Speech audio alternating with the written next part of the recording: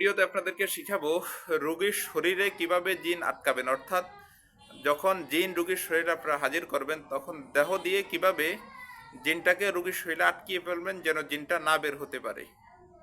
সুতরাং আজকের এই ভিডিওটিও আমি মনে করি আপনাদের জন্য খুবই গুরুত্বপূর্ণ একটি ভিডিওটি না টেনে একটু শেষ পর্যন্ত দেখার চেষ্টা করবেন। ভিডিওটি শুরু করার আগে ছোট্ট একটু অনুরোধ করব, আপনি যদি আমার এই ভিডিওটি আমার ইউটিউব চ্যানেল থেকে দেখে থাকেন তাহলে অবশ্যই চ্যানেলটিকে সাবস্ক্রাইব, এবং ফেসবুক পেজ থেকে দেখে থাকলে অবশ্যই পেজটিকে ফলো দিয়ে রাখবেন নিয়মিত এবং গুরুত্বপূর্ণ ভিডিও পাওয়ার জন্য।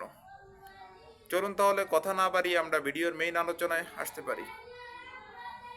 দর্শক, যখন রোগীর শরীরে জিন হাজির করবেন, হাজির করার পরে হাজির হওয়ার সাথে সাথে যদি আপনি জিনটাকে না আটকান বা দেহ না দিয়ে জিনটাকে আটকান, তাহলে জিনটা কিন্তু রোগীর শরীর থেকে বের হয়ে যাবে এবং আপনি জিনটাকে বা যে আসরটা তার সাথে আছে এটাকে কষ্ট দিয়ে কোনো কথা আপনি তার থেকে বের করতে পারবেন না এবং এটাকে বিরেও দিতে পারবেন না।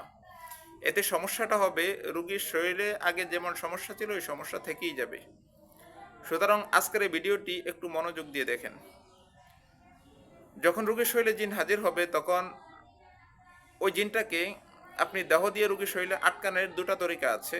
একটা তরিকা হচ্ছে, প্রথম যে তরিকা বা প্রথম যে নিয়ম সেটা হচ্ছে আপনি কার অথবা ফিতা নিতে হবে। কালো কার, যেটাকে তাগা বলা হয় অথবা কার বলা হয় কোনো কোনো জায়গায়, অথবা ফিতা বলা হয়, দোকানে কিনতে পাওয়া যায় 5 টাকা করে। এই কার এবং ফিতা নেবেন।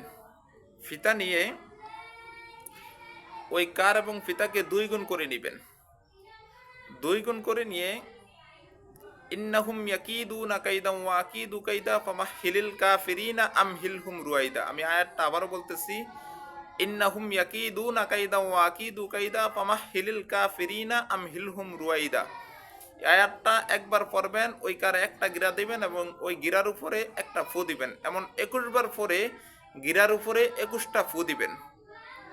যখন জিনটা রোগীর শরীরে উপস্থিত হয়ে যাবে তখন রোগীর বাম হাতের কবজিতে এই কাঠটাকে আস্তে গিরিয়ে দিবে, বেঁধে। বলতে চাচ্ছি যে যখন জিনটা রোগীর শরীরে উপস্থিত হবে, উপস্থিত হওয়ার সাথে সাথে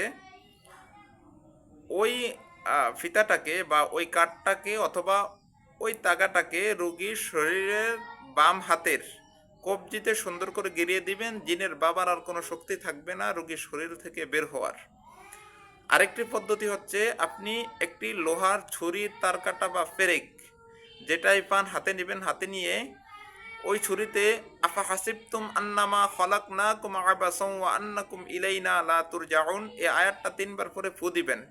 ফু দিয়ে দম বন্ধ করে রুগী যে জায়গায় বসা থাকবে ওই জায়গার চারপাশে গোল করে একটা দাগ দিয়ে দিবেন। বাস, এটার নামই দেহ।